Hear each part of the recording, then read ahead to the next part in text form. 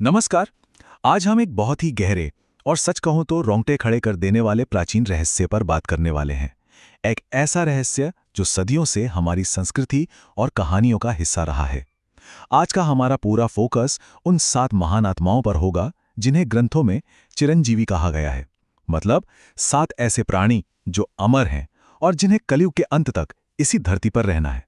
तो चलिए बिना किसी देरी के इस अकल्पनीय सफर की शुरुआत करते हैं। जरा एक दृश्य की कल्पना कीजिए। मध्य प्रदेश के घने जंगल हैं या शायद किसी पुराने खंडर हो चुके किले की सीढ़ियां, और वहां एक इंसान आज भी भटक रहा है। एक ऐसा इंसान जिसके माथे पर एक ऐसा घाव है जो कभी नहीं भरता। वो दर्द में है और वो बस हजारों सालों से लगातार चले जा रहा है। अब ये कोई साधारण डरावनी कहानी या मिथक नहीं है, बल्कि हजारों साल पहले लिखे गए ग्रंथों में दर्ज एक ऐसा वृत्तांत है जिस पर आज भी बहुत से लोग पूरा विश्वास करते हैं और इसे सच मानते हैं। तो चलिए इस रहस्य की थोड़ा और गहराई में उतरते हैं। प्राचीन हिंदू ग्रंथों के अनुसार इस धरती पर 7 ऐसी विशिष्ट आत्माएं मौजूद हैं जिन्हें मृत्यु छू तक नहीं सकती, और इन्हीं सातों को एक साथ सप्त चिरंजीवी के नाम से जाना जाता है। सदियों से हमारी संस्कृति में एक श्लोक गूंजता आ रहा है। अश्वत्थामा, बलि, व्यास, हनुमान, विभीषण, कृपाचार्य और परशुराम। ये 7 महापुरुष अमर हैं। बस यही वो आधारशिला है जिस पर हमारी आज की ये पूरी चर्चा टिकी हुई है। आइए एक एक करके इनकी कहानियों के पीछे का सच समझते हैं। शुरुआत करते हैं पहले चिरंजीवी से। और दिलचस्प बात यह है कि ये एक ऐसी योद्धा की कहानी है जिसके लिए अमर होना कोई वरदान नहीं, बल्कि एक बहुत ही भयानक श्राप है। हम बात कर रहे हैं गुरु द्रोणाचार्य के पुत्र अश्वत्थामा की। ये श्राप हमें ये याद दिलाता है कि शक्ति का गलत इस्तेमाल कभी भी किसी भी हाल में माफ नहीं किया जाता। देखिए, महाभारत युद्ध की उस खौफनाक अंतिम रात को अश्वत्थामा ने एक ऐसा पाप किया था जिसे कोई भी धर्म स्वीकार नहीं कर सकता। सोते हुए योद्धाओं और बच्चों का वध करने के बाद उन्होंने सबसे विनाशकारी अस्त्र यानी ब्रह्मास्त्र का प्रयोग कर दिया। और वो भी किस पर? अभिमन्यु की गर्भवती पत्नी उत्तरा पर। एक अजन्मे बच्चे पर इस प्रलयंकारी अस्त्र को चलाने की वजह से भगवान कृष्ण ने क्रोध में आकर अश्वत्थामा के माथे से उनकी जन्मजात दिव्य मणि निकाल ली और उन्हें यह श्राप दिया कि उनके माथे का ये घाव कभी नहीं भरेगा और वो कलयुग के अंत तक अकेले दर्द में तड़पते हुए भटकते रहेंगे।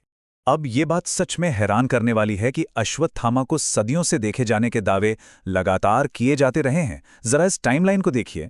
1192 ईस्वी में पृथ्वीराज चौहान, जिन्हें खुद औषधियों का अच्छा ज्ञान था, उन्होंने जंगल में एक बूढ़े व्यक्ति के रिश्ते हुए घाव का इलाज करने की कोशिश की थी, जो असफल रही।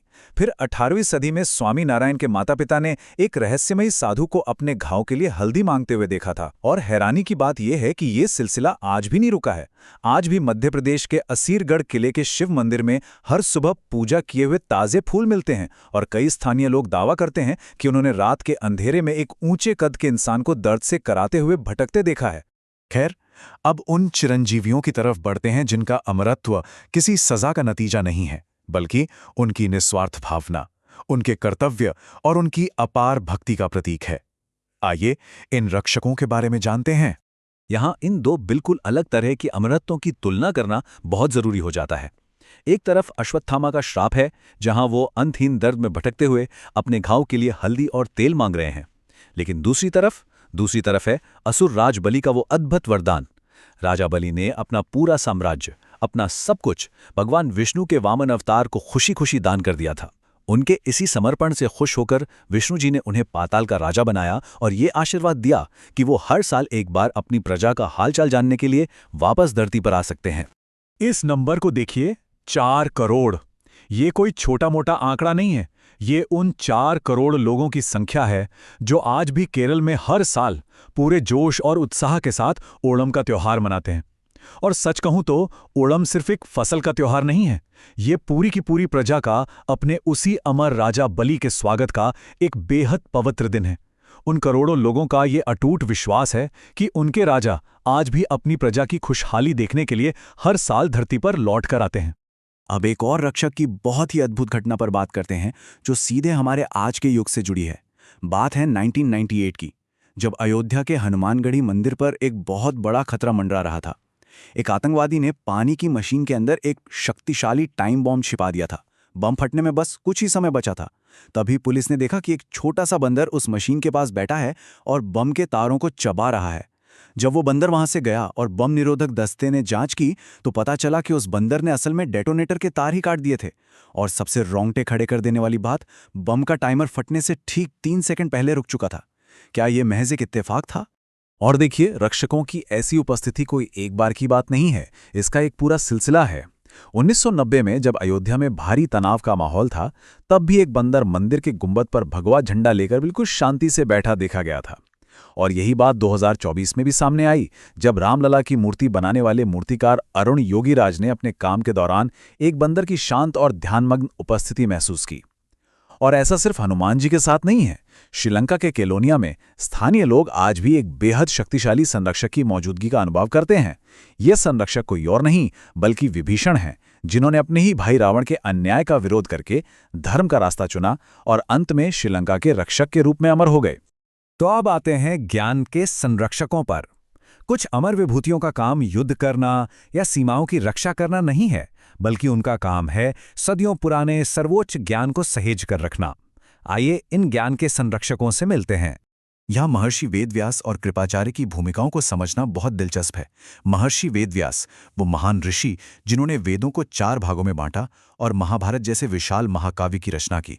ऐसा माना जाता है कि वो आज भी हिमालय की गहराइयों में तपस्या में लीन हैं और ज्ञान को सहेज रहे हैं। और दूसरी तरफ है कृपाचार्य। भले ही वो कौरवों के राजगुरु थे, लेकिन उन्होंने कभी भी धर्म और नैतिकता का साथ नहीं छोड़ा। कहा जाता है कि वो आज भी गुप्त रूप से पहाड़ों की गुफाओं में सच्चे जिज्ञासुओं को अपना असीम ज्ञान बांट रहे हैं।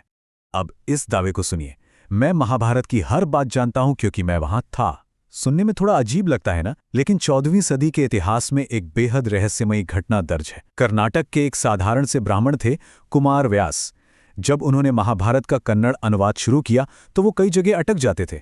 तब एक रहस्यमयी बूढ़े साधु ने उन्हें दर्शन दिए और यही दावा किया कि वो महाभारत की हर एक बारीकी जानते हैं, क्योंकि वो खुद वहां मौजूद थे। उसी साधु के मार्गदर्शन से लिखी गई वो रचना आज भी कन्नड़ साहित्य का एक अनमोल रत्न मानी जाती है। ज्ञान और उसके संरक्षक कभी खत्म नहीं होते, वो बस सही समय आने पर सही व्यक्ति का मार्गदर्शन करते हैं। अब आगे बढ़ते हैं और देखते हैं कि ये सब हमारे अंतिम चिरंजीवी से कैसे जुड़ता है। एक ऐसे अमर योद्धा जिनका लक्ष्य बीते हुए कल से नहीं बल्कि हमारे आने वाले भविष्य से जुड़ा है। बात करते हैं परशुराम जी की।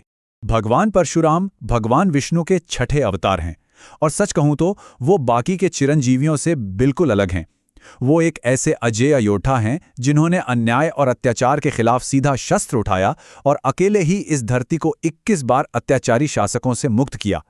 उनके क्रोध और उनकी अपार शक्ति की कहानियां तो आज भी मशहूर हैं, लेकिन सबसे ज्यादा सोचने वाली बात यह है कि उनका काम अभी भी अधूरा है। ग्रंथों के अनुसार भगवान परशुराम आज भी उड़ीसा के महेंद्रगिरी पर्वत के आसपास घोर तपस्या में लीन हैं, लेकिन वो तपस्या कर क्यों रहे हैं? दरअसल वो प्रतीक्षा कर रहे हैं भविष्य की। जब कलयुग बिल्कुल अपने अंत पर होगा, तब भगवान विष्णु के अंतिम अवतार कल्कि का जन्म होगा और परशुराम ही वो सर्वोच्च गुरु होंगे जो कल्कि को अस्त्र शस्त्र की विद्या सिखाएंगे, ताकि इस युग के बिल्कुल आखिरी चरण में अधर्म का पूरी तरह से नाश किया जा सके। यानी उनकी तपस्या का सीधा सा मकसद है आने वाले कल को सुरक्षित करना। तो अब इन सभी प्राचीन विवरणों, ऐतिहासिक दावों और आधुनिक युग की घटनाओं पर चर्चा करने के बाद स्वाभाविक रूप से एक बहुत बड़ा सवाल सामने आता है, क्या ये सब सच है? आइए इन सभी कड़ियों को जोड़ते हैं। तो सबसे अहम बात जो यहां निकल कर आती है वो ये है कि अमरत्व बिना किसी ठोस उद्देश्य के नहीं मिला है। हर चिरंजीवी का एक बहुत ही स्पष्ट और ब्रह्मांगीय कार्य है।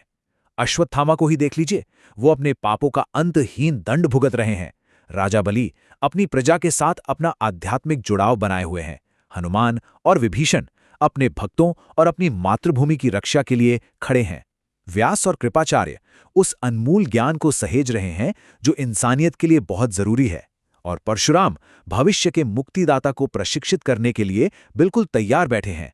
ये सब कुछ एक बहुत ही विशाल और गहरे उद्देश्य का हिस्सा लगता है।